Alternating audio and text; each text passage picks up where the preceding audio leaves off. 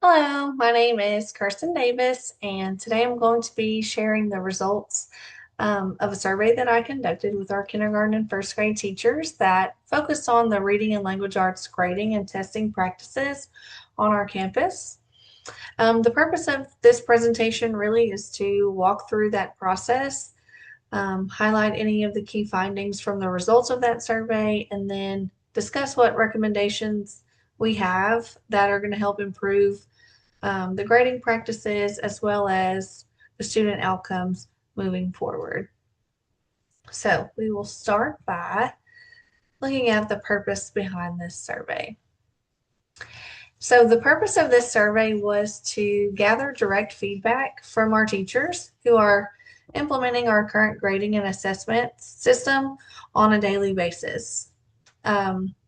I really wanted to evaluate how effective our current practices are and identify both the strengths and concerns that we have and use that information to guide improvements moving forward, especially because we are in year one of Bluebonnet implementation. And so our grading policy has not really changed, but what we're taking for a grade has changed. And it's really just been trial and error. So now that we've made it through the majority of the year, um, several discussions have already been had prior to this survey. And so I've gotten a good feel of what our teachers are thinking, but I really wanted to give them space to be honest and say exactly how they feel so that we know what to do for next year in order to make improvements and have a better reflection of what our students are actually capable of when it comes to grades for reading and language arts. Um, this is especially important for early literacy, where having that strong foundational instruction has a lasting impact on student success. And it's something that every grade level moving forward looks back at. Oh, well, what did they do in first grade? What did they do in kindergarten? So we just want to make sure that we're doing everything we can to have students be successful and that their grades are very representative of what they can do individually so that when the next teacher gets their grades, they're not blindsided when they see that they can't do what they thought that they could do. So next, I'm going to give you an overview of the survey itself. So for the survey, we had 16 responses out of our 18 teachers. We have 9 in kinder and 9 in first, and so 16 of our 18 team members were able to complete this survey. The survey included both multiple choice questions, it had a few linear scale questions, and then there were a good amount of open-ended questions that allow teachers to share their detailed feedback and thoughts um, without having to feel vulnerable in front of everybody. So this combination, in my opinion, gave a well-rounded view of the overall trends that we are seeing, as well as their individual perspectives as well. So now I will explain how that survey was administered. So every week we have team meetings, and in our team meetings, we usually plan, work through the PLC process if necessary. But since we have that dedicated time, each team gets an hour and a half once a week to meet and collaborate as a team to plan for the upcoming week. And so this was just a perfect opportunity for us to be together and give teachers that dedicated time to respond thoughtfully. I didn't want anyone to feel rushed, and I didn't want the chance that people just overlook that email. That tends to happen quite a bit.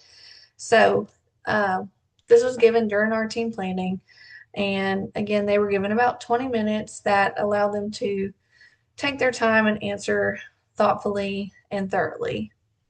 So the purpose was clearly communicated as improving our reading language arts grading practices for the next school year.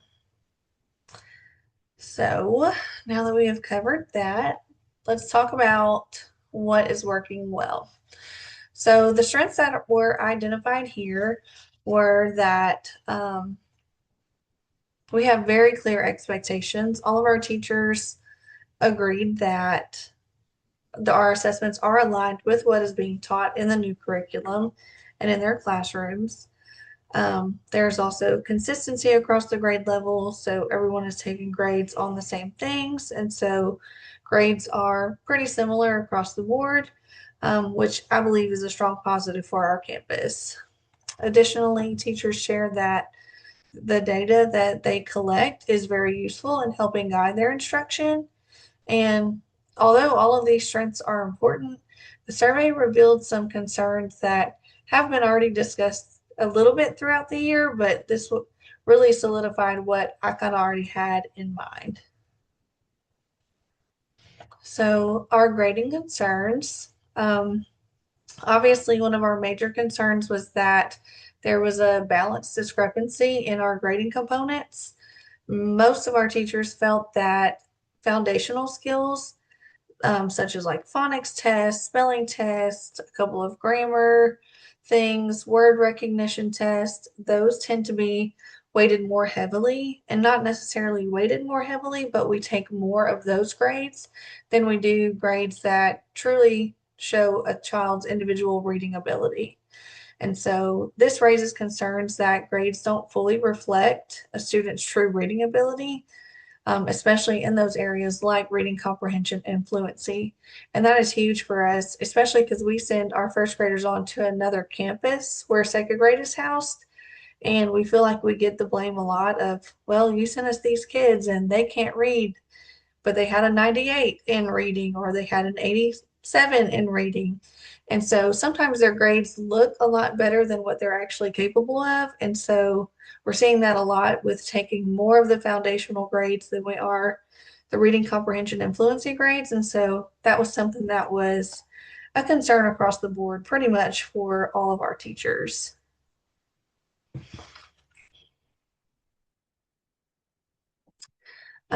We also had some testing concerns. So that the major one for that one was the time required for testing. And this is more specific to our littles, especially in kindergarten and first grade, because a lot of those assessments are one-on-one assessments. So teachers are spending a lot of time pulling kids back and doing that one-on-one assessment, either during their intervention time or during some small group reading time, sometimes during their conference time, really anytime they have some free time to pull some of those kids.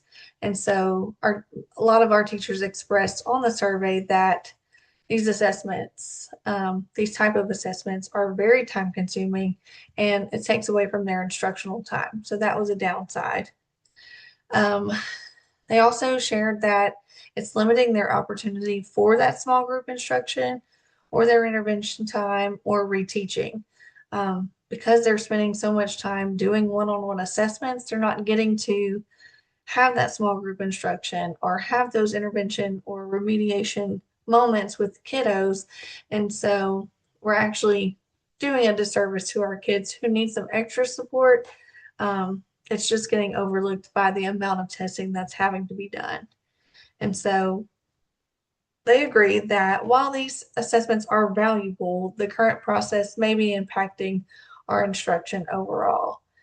And so this really connects to the next area, which is our data and assessment needs.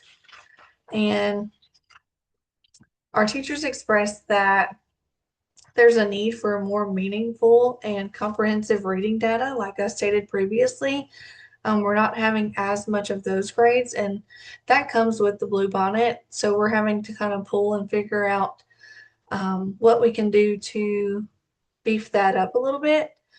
And so our current assessments that we're doing through Blue Bonnet provide useful information, and our teachers see the point of it and they agree that it is good assessment data, but there is still that desire for a stronger measure for reading comprehension and a child's overall independent reading ability. So the teachers really want to give, they want data that gives clear and more complete pictures of what students can do individually so that when we send them on, the next teacher knows exactly what they're getting with the student. Um, Along with this, they also identified some specific support needs. So when asked what support they needed, the most common response was time, obviously, because so many of those assessments do take up a lot of time. They feel like they need more time to assess students and more time to really analyze that data to be able to reteach the skills, pull those students back that are missing a key skill that was assessed. And so obviously we need more time. We all need more time, and that's hard to do, but even harder when we're drilling so many one-on-one assessments. So there's a need for that additional support during testing. And so maybe there's a more efficient system that we can use that would reduce that overall burden of how heavy that testing is and still give some valuable data in the assessments that they do administer. So based on all this feedback, we can look at the main recommendations for next year moving forward. So based on the survey results, there were several different important recommendations moving forward. So first, obviously, we want to reevaluate the balance of grading to ensure that both the foundational skills, which are super important and critical at our age, are still balanced with reading comprehension, and what students can do is appropriately represented by their grade. Secondly, we want to look for ways to streamline those assessments to make them more efficient. We get tons through Bluebonnet that are one-on-one, and maybe it's that we don't need to do every single one of them. Maybe we can cut some of those or assess in a different way that doesn't take as much time. It's definitely something that we need to look at moving forward. The third recommendation is providing additional support during testing that could help reduce the burden on teachers. So that could be with our interventionists, our instructional coaches, or even some of our title aides could help pull some of these kids and get some of that testing complete. I don't know. Those are just thoughts that I have with trying to eliminate some of that heaviness off of the teachers.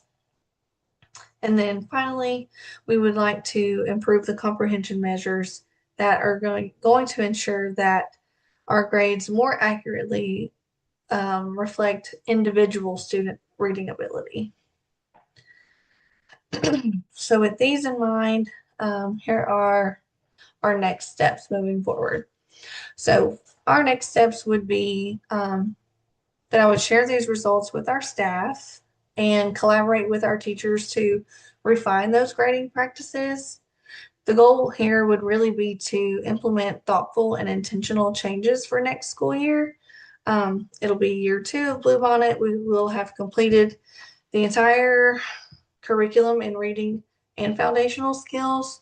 So we'll have a better picture of what was done, what was fluff, what could get cut, what we need to beef up.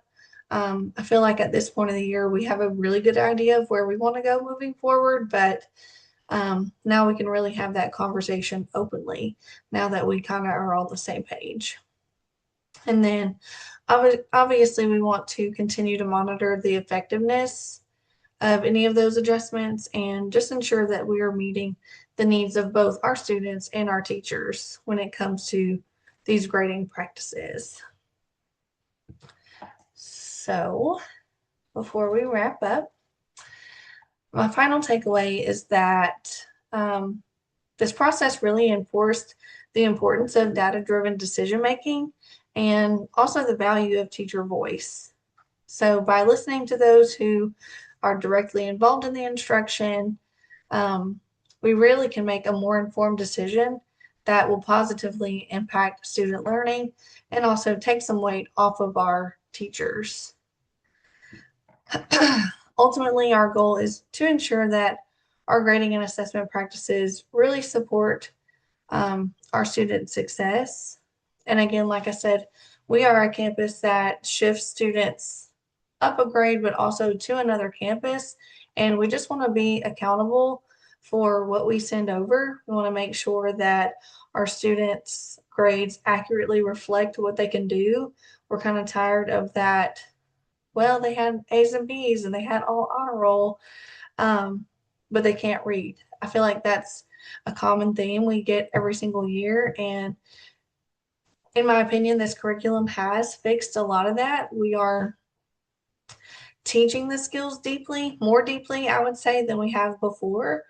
Um, so I feel like we could get there. We just need to make sure that we are assessing it in a way that the grades accurately reflect what they can do individually as well. So hopefully, when we meet next and talk about these things, we can get a better game plan for next year and get that going.